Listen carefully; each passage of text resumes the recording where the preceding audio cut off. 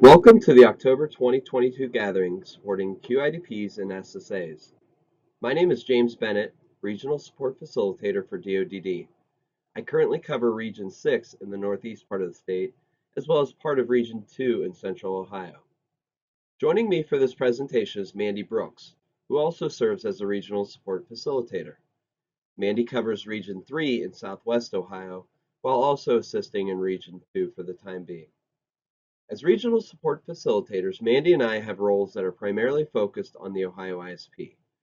However, we also serve as points of contact for behavior supports, Mandy in the southern half and me in the northern half of the state. This gathering brings together the OhioISP and behavior supports. More and more QIDPs and SSAs are becoming familiar with the OhioISP assessment questions and template, and more ICFs and county boards are accessing the OhioISP online system. As many of you know, there also is a new behavior support strategies with restrictive measures rule 5123-2-6 that is effective 10/1 of 2022. We recognize that changes present both excitement and challenges for those in the field, and we are here to support you through the transition. The objectives for today's gathering are as follows. First, to enhance understanding of the process to follow when restrictive measures are included in an OhioISP.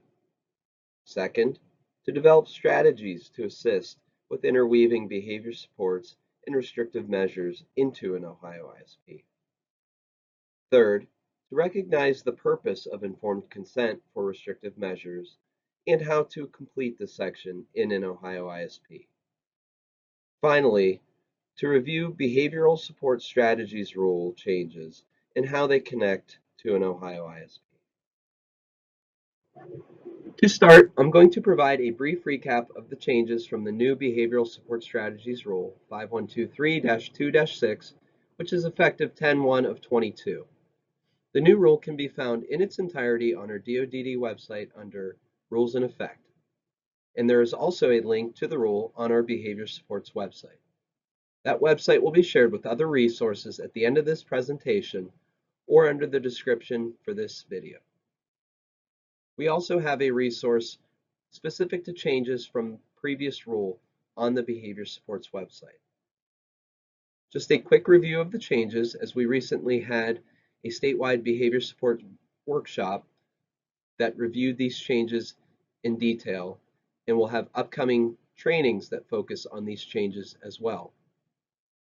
The first being a renewed emphasis on positive supports. We want to ensure that all individuals have opportunities for choice and control in their lives so that they can live their best possible life. There were changes to the definition of chemical restraint. The first part is that medications that result in blunt suppression of behavior, which means the effect of the medication results in a noticeable or discernible difference in the individual's ability to complete activities of daily living. So what does this mean? It's not just that the individual becomes tired or sleepy as a result of their medications.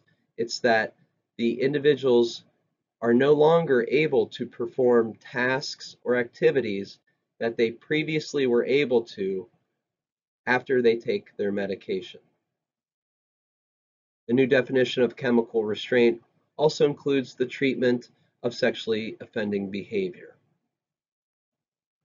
A few clarifications on prohibited measures. So the previous rule included the denial of snacks or beverages as a prohibited measure, and this is still true. However, for individuals with polydipsia or a compulsive eating disorder such as Prader-Willi syndrome, the denial of snacks or beverages is permissible based on the treatment of that diagnosed condition and HRC approval. The previous rule also talked about the application of shock as a prohibited measure. Again, this is still the case. However, a specific call out for electroconvulsive therapy or ECT.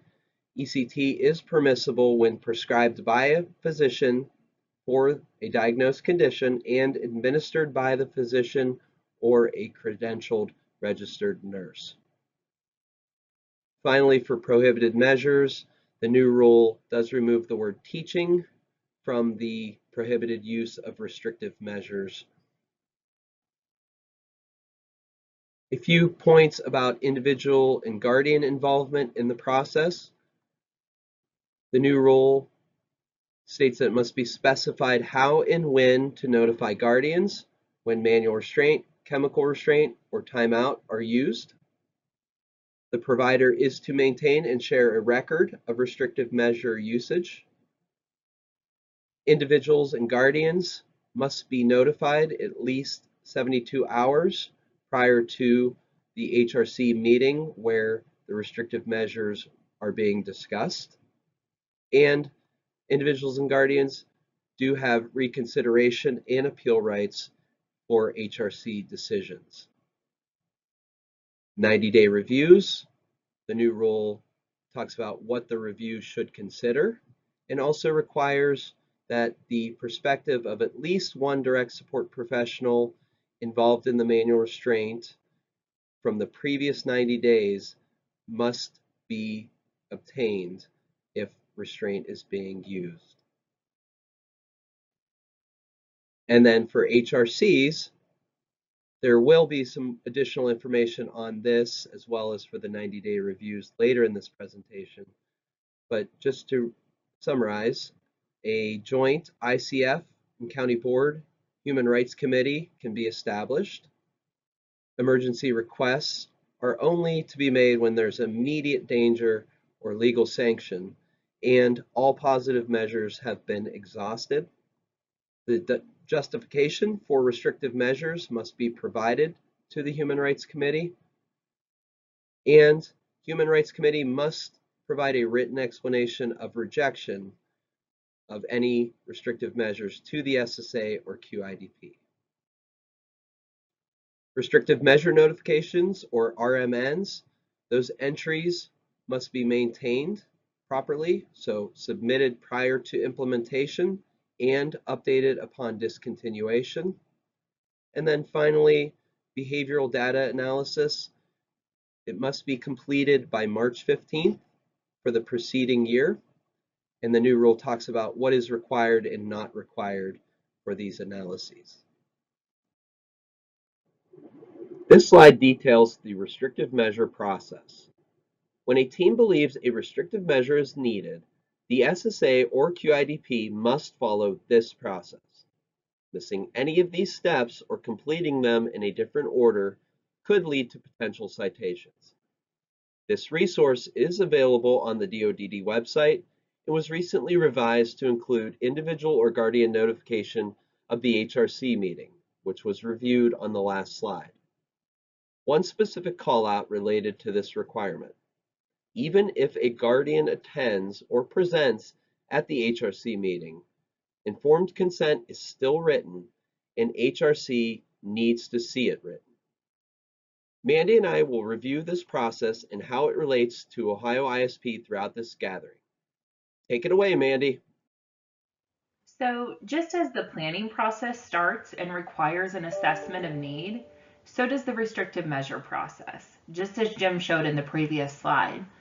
With that assessment of need, it should be a current need. So the assessment must be conducted within the last 12 months, and it must clearly describe the following. So it should describe the behavior that poses the risk of harm or likelihood of legal sanction.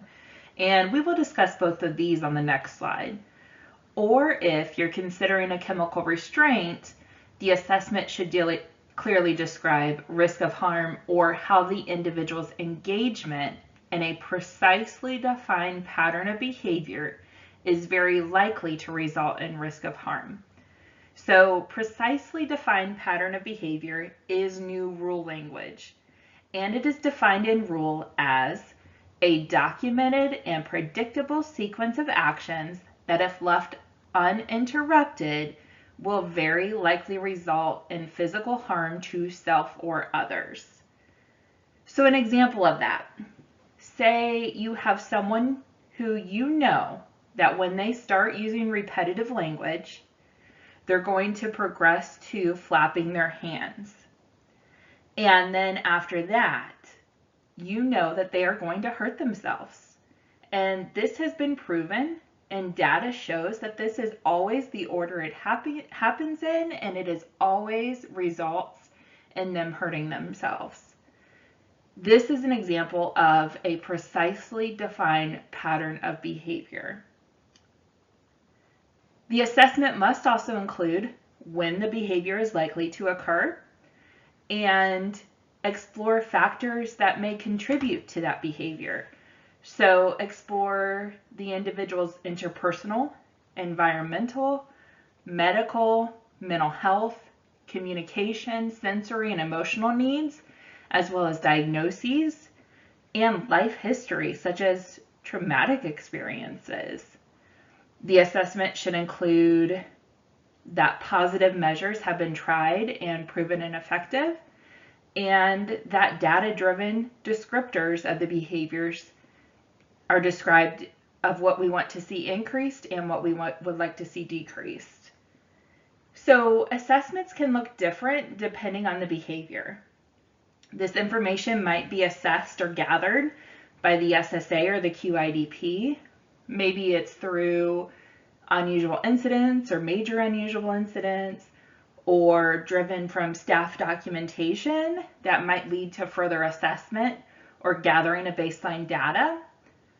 Or the team might determine that another outside entity, such as a qualified professional like a psychologist or counselor, needs to complete an assessment, maybe a risk assessment, for example.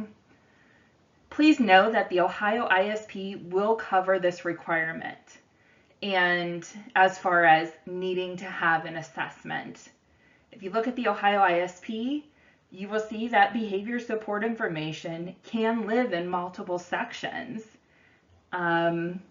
Probably the most related items might be found in healthy living or safety and security, but you should take that information about the person and work it into the different parts of the OhioISP where it fits within the different parts of a person's life. It's really important that you make sure all of the information aligns from the beginning of the assessment to the end of the plan. And don't forget that you can upload additional information if needed. So if you had a qualified professional complete an additional assessment, such as a risk assessment, be sure to upload that into the OhioISP. So the behavior that warrants a restrictive measure must meet one of these definitions, either direct and serious risk of harm or likelihood of legal sanction. So what is direct and serious risk of physical harm?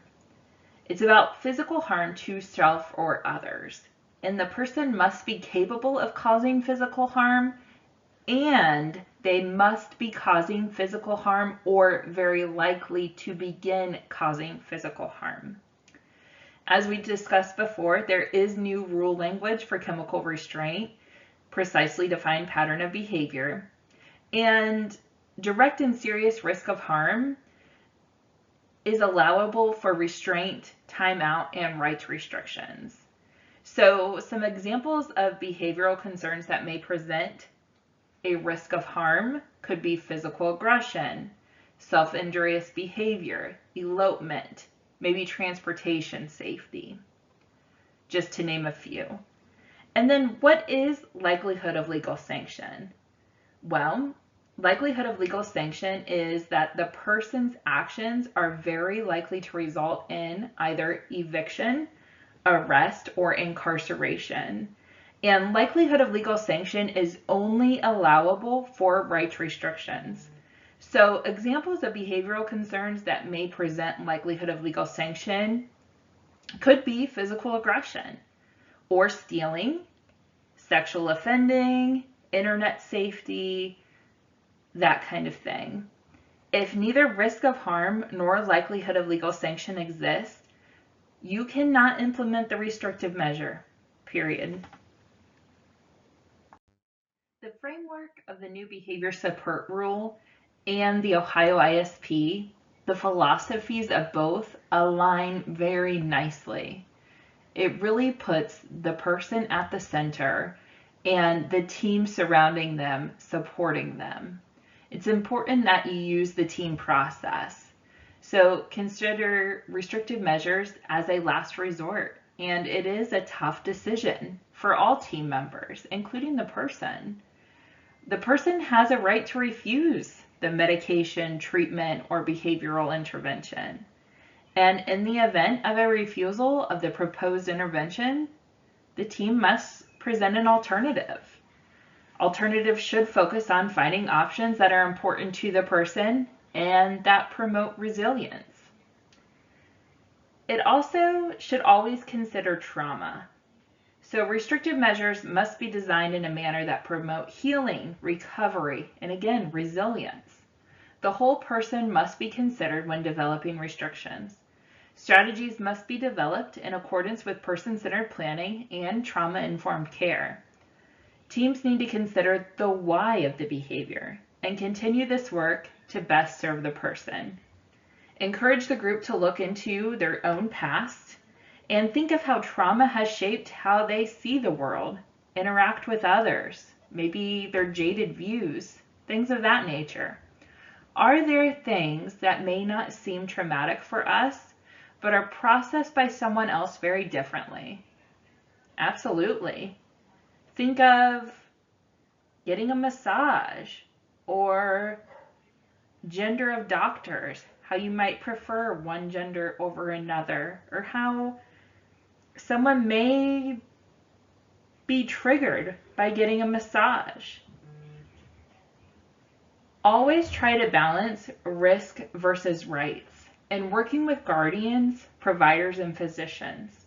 So remember, nothing prevents a guardian or provider from making requests. SSAs or QIDPs need to be encouraged to let the guardians or providers know when requests do not fall in line with the rule and they cannot accommodate. Requests should be taken to the team to determine if risk of harm or likelihood of legal sanction is met. And there should be a point person, such as the SSA or the SSA supervisor or administrator. They should have those tough discussions with the guardian or provider to discuss what is allowed, not allowed, per rule, and the rationale when necessary, to really allow the SSA and the QIDP to maintain that relationship and take the pressure off of them. A doctor is a very important member of the team who makes recommendations. Keep in mind the scope of what the doctors provide and day-to-day choices people make. Again, that balancing. If a decision is made by one person on the team, it is not person-centered. Risk of harm or likelihood of legal sanction would still need to be met in order to use a restrictive measure. A doctor cannot order a rights restriction.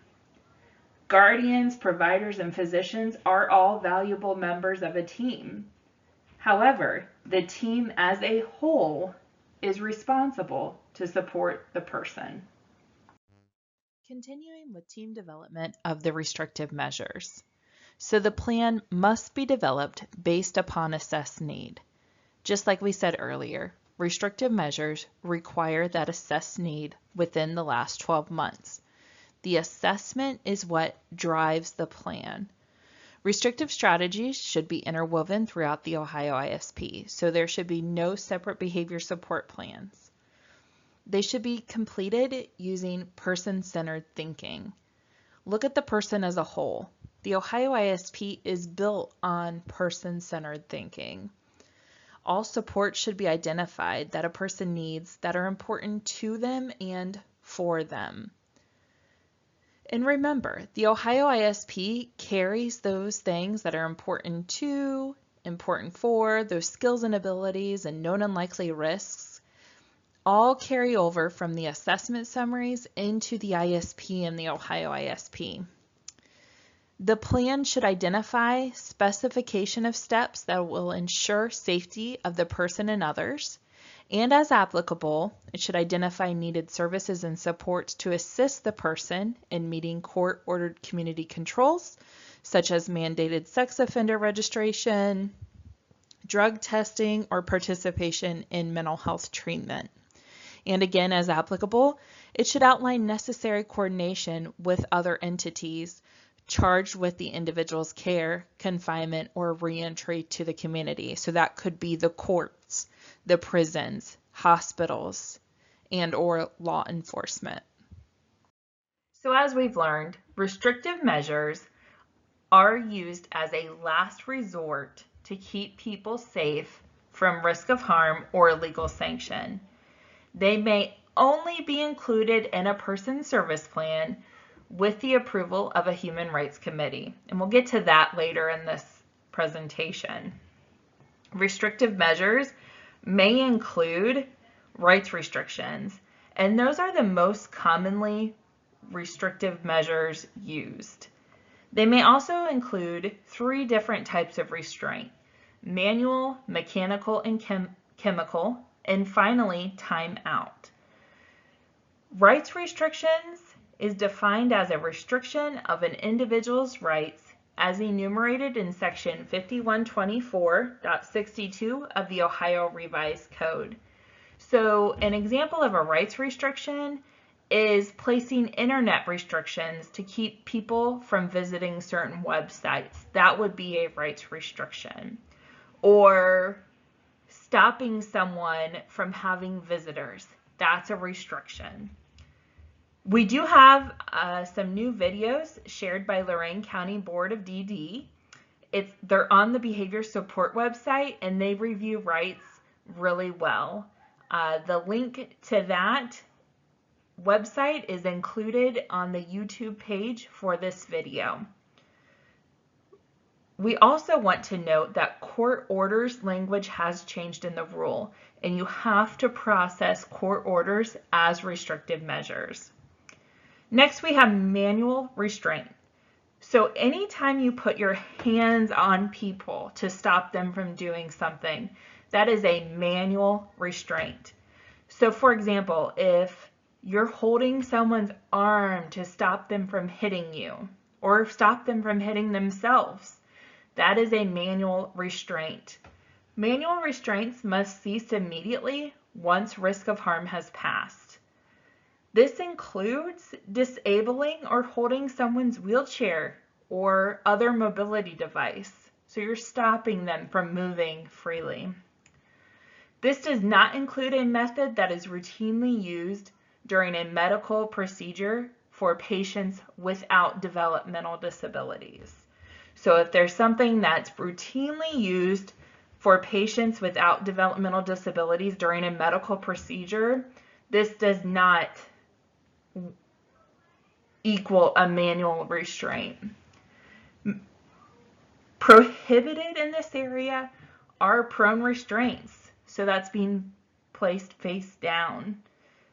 Also prohibited are restraints with the potential to inhibit or restrict ability to breathe or are medically contraindicated, or restraints that cause pain or harm. Next is mechanical restraint, and this is use of a device to control an identified action by restricting an individual's movement or function. So an example of a mechanical restraint is putting on a helmet to stop someone from hurting their head. If they're banging, say they're banging their head on the wall, and you put a helmet on them to stop them from hurting their head, that is a mechanical restraint. Mechanical restraints, again, must cease immediately once risk of harm is passed. And mechanical restraints do not include seat belts of a type found in an ordinary passenger vehicle or an age-appropriate child safety seat. Mechanical restraints do not include medically necessary devices, such as wheelchair seat belts or a gait belt used for supporting or positioning an individual's body.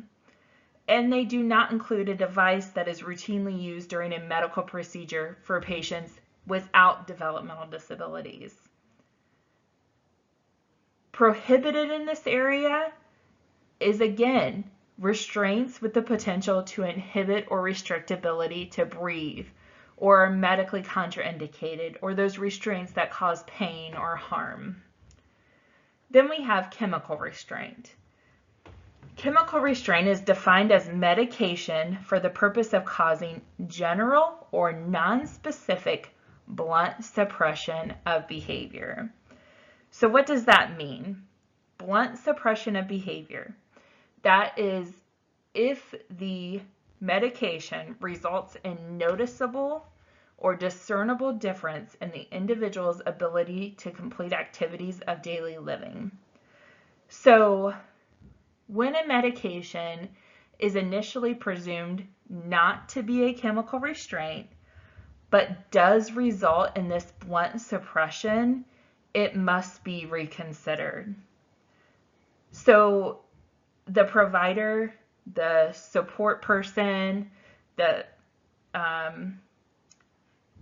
whoever it is, should notify the SSA or the QIDP, and they then are responsible to notify the prescriber and team. The prescriber may adjust the medication, and if it is not adjusted, the team needs to meet to consider what actions are necessary. Chemical restraint is medication for treating sexually offending behavior. So if someone is taking Depo-Provera, say a male who has sexually offending behavior in his history is taking Depo-Provera, that should be processed as a chemical restraint. Chemical restraints can be utilized when risk of harm or a precisely defined pattern of behavior that is very likely to result in risk of harm. We reviewed this earlier in the PowerPoint.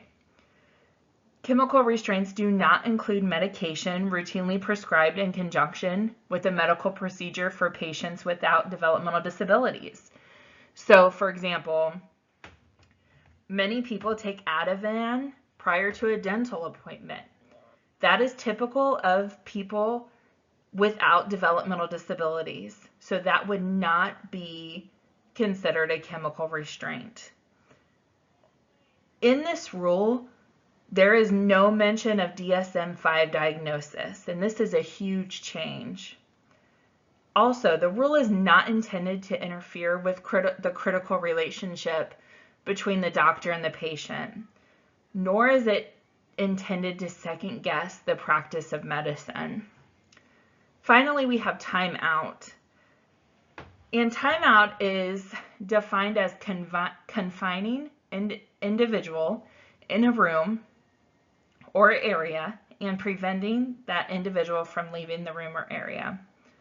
Timeout should cease immediately once risk of harm has passed, or if the individual engages in self-abuse, becomes incontinent, or shows other signs of illness. Timeout is limited to 30 minutes per incident and 1 hour in a 24-hour period.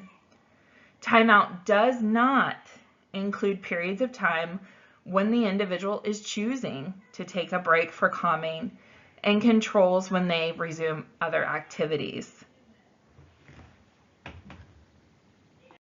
So you've completed the assessment, you've developed the plan, which includes the restrictive measure. Now it's time to obtain that informed consent from the person served and/or their guardian.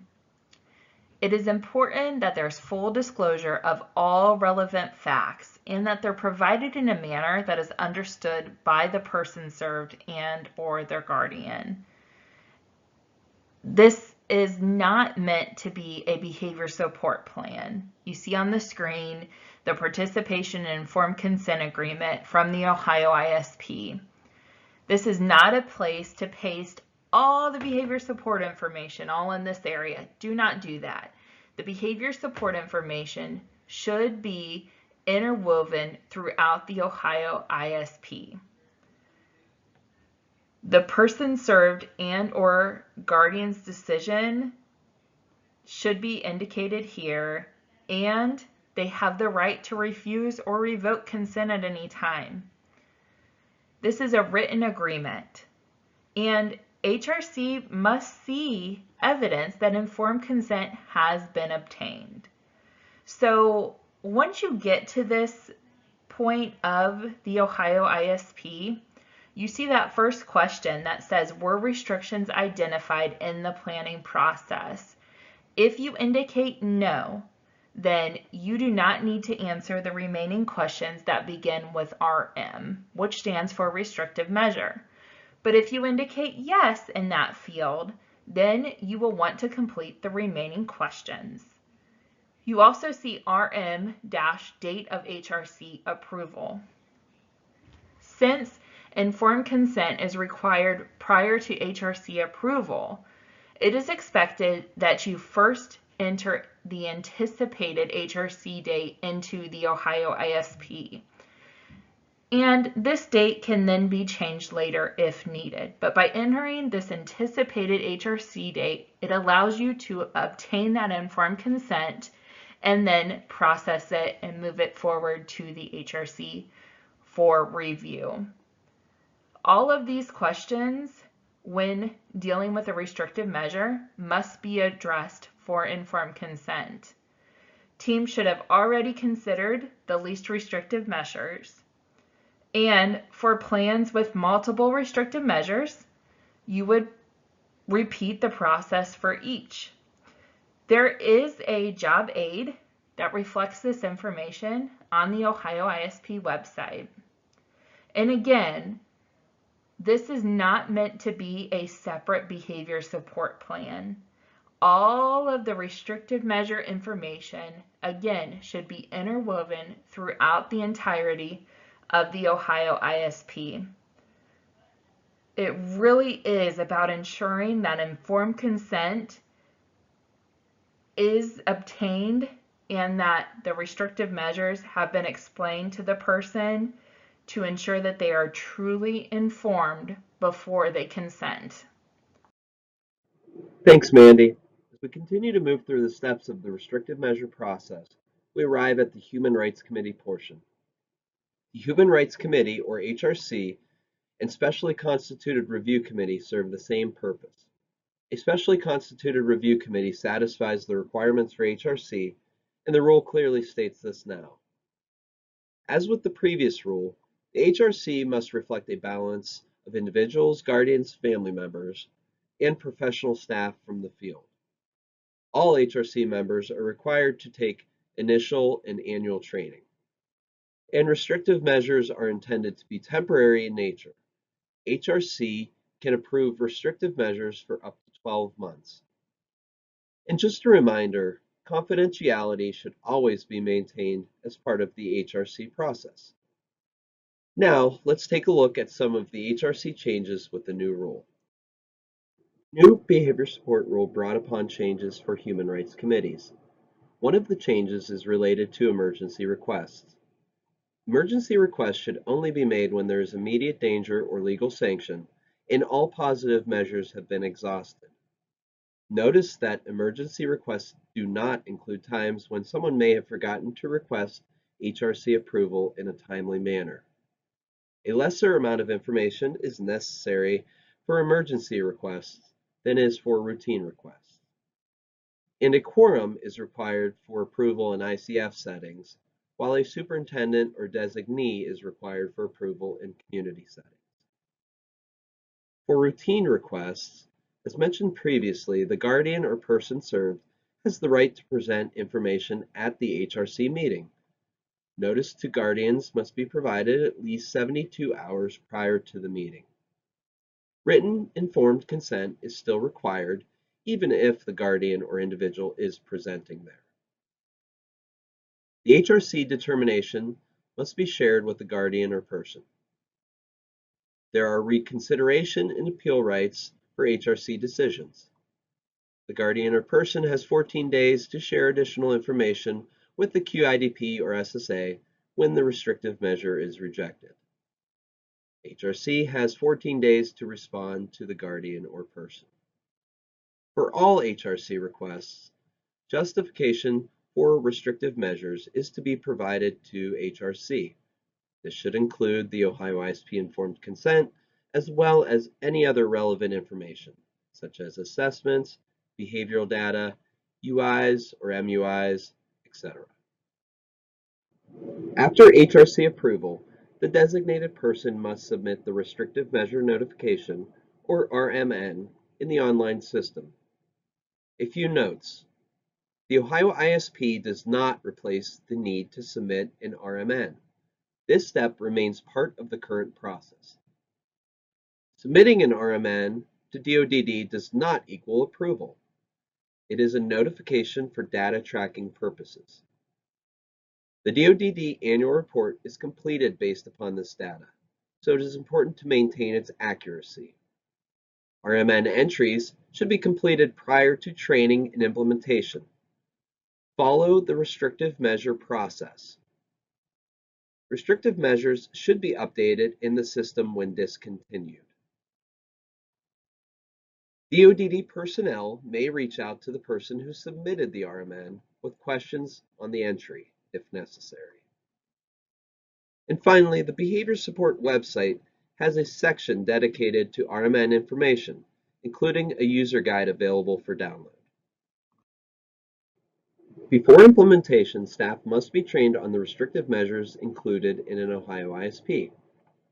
The SSA or QIDP may train all entities, or they may train one person at an agency who would be required to train the other staff. If an external person assists with developing the restrictions, they can also be utilized to complete the training of others. Once a restrictive measure has been developed, approved at all required levels, and staff have been trained, it can be implemented. Please note that there should be a training process or requirement for all new staff, and that any updates to the restrictive support require additional training. So you have completed all prior steps of the restrictive measure process, and it is now implemented. Your work here is done, right? Wrong. The 90-day team review requirement serves to ensure the effectiveness and ongoing need for the restrictive measures. First, please note that 90-day reviews do not have to be in person. Over the past couple years, we have discovered more and more ways to connect with others. Reviews can take place via email, phone conference, virtual meetings, etc., as long as they are accessible for all team members. This review should consider the following: the individual's self-report of overall satisfaction in achieving desired outcomes in pursuing interests, observations by staff and/or natural supports related to safety or well-being, and the person's achievement of desired outcomes in pursuit of interests. Behavioral or related data, including changes in the severity or frequency of behavior, which is new rule language. For manual restraints, the review shall include the perspective of at least one direct support professional involved in the restraint during the last 90 days. This should include the reason or perceived reason why the manual restraint occurred. It also should include what could be done differently to avoid restraint in the future. If the 90-day reviews result in changes to a person's plan, the Ohio ISP must be updated accordingly. Otherwise, these reviews can continue to be captured through progress notes, meeting minutes, or other forms of documentation that evidence their occurrence. So as I said earlier, the intent of the behavior support rule really aligns very nicely with the intention of the Ohio ISP. The philosophy of both align very nicely. And I can say the same about the ODH tags, and this is specific to ICFs. This is ICF only information. But they align very nicely. There's very similar requirements when you look at the ODH tag to the behavior support rule. And you will meet your certification and licensure requirements by following these requirements. So we have received a lot of questions about ODH. And here's a list of tags that line up with the rule requirements of the behavior support rule. Please note that we do have a list of ODH tags and comparing them to the Ohio ISP. Those are available under Resources and Documents on the Ohio ISP webpage. Again, this is ICF only information, but we wanted to make note that the requirement for psychotropic medications for diagnoses that require monitoring for certification, that requirement lives outside of DODD rules. We also wanted to note that the CFA is captured in the Ohio ISP, so there is no need to have a separate comprehensive functional assessment. That is included in the Ohio ISP. We've also received some questions from ICFs about ensuring that they do not miss something. So they're very concerned that since we're no longer using a separate CFA, we're using the Ohio ISP, how do we ensure that we're not missing something? And so I think it's really important that we look at the fact that there is a great deal of variance amongst existing CFAs from ICF to ICF. And there may be items in a current CFA that are not required by rule. The Ohio ISP Discovery Assessment is standardized and designed to capture all rule requirements related to the CFA. It is also intended to be flexible based on each person's unique experience or situation. You may include as much detail as necessary. If there is critical information to include, you should add it to the most appropriate assessment section. And again, we encourage you to look at the Ohio ISP crosswalk tools, crosswalking the Medicaid tags with the Ohio ISP. We want to share with our ICF partners that DODD is meeting with ODH certification management on a routine basis. And here we've shared ODH's statement that they issued in support of the Ohio ISP implementation. DODD continues to partner with the Ohio Department of Health to improve consistency between state licensing standards and federal Medicaid regulations. We do believe that, and we've shared in the crosswalk as well, that Ohio ISP aligns with the Medicaid tags, the regulations of ODH. If there is an inconsistency identified, we ask that you share that information with DODD, and you can do that by emailing ohioisp@dodd.ohio.gov. Thank you so much for listening to our gathering today. We wanted to share some valuable resources that are available. Jim, can you share the valuable resources on the behavior support website? Yes, so we have a behavior support website now that houses a lot of great information. There is information related to the new rule, and we have some job aids and other resources there. There's also information related to trainings and webinars.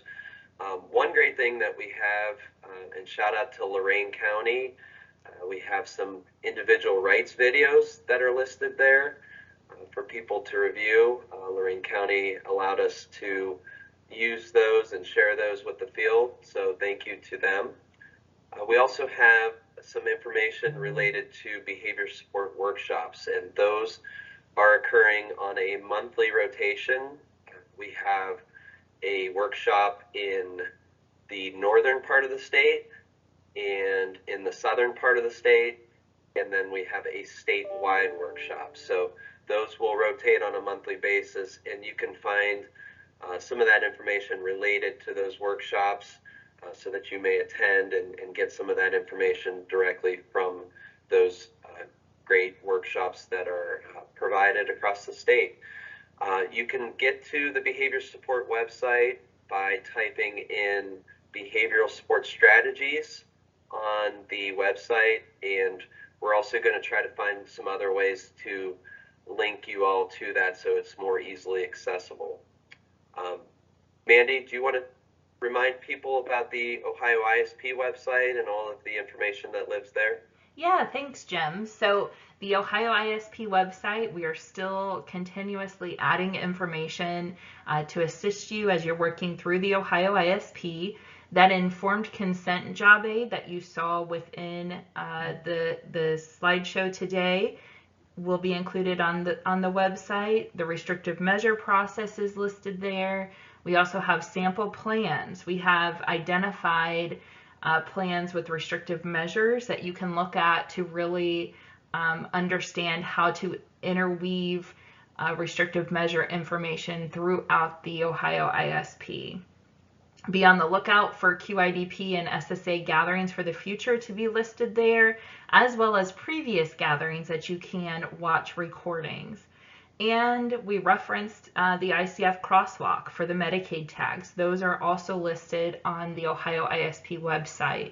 And you can get there by going to dodd.ohio.gov/OhioISP. So we have some upcoming opportunities to gather information and have valuable discussions. We have the Ohio ISP, QIDP, and SSA office hours from this specific gathering discussing behavior supports in the Ohio ISP. That is scheduled for October 26th from 9:30 to 11. That is for both QIDPs and SSAs. And the link to that office hours is included on the webpage. And then Jim, can you review the upcoming behavior support workshops? Yeah, Mandy, thanks. We mentioned that there's a monthly rotation for the behavior support workshops, and that it is divided into the southern and northern halves of the state, and then there's also the statewide behavior support workshop. So just as far as the schedule is concerned, the Southern Regional Behavior Support Workshop is scheduled for October the 19th, and that runs from 10 a.m. to 12 p.m., and you can find the link on the Behavior Support Strategies website. We have the statewide Behavior Support Workshop that is scheduled for November, and that will be held on November the 8th from 10:30 a.m. to 12:30 p.m. Again, you can find the link on the Behavior Support Strategies website. And then the Northern Behavior Support Workshop, that is going to be held on December the 2nd from 1 p.m. to 3 p.m. And again, you find all the links and access information on that website. Awesome. Thank you, Jim. Yeah. Thank you. And thank you to all those folks who facilitate those workshops, do a great job, encourage people to come out and ask their questions. We really want to make sure that we answer everyone's questions and help everyone, help support everyone in advance so that we can continue to make progress within the field.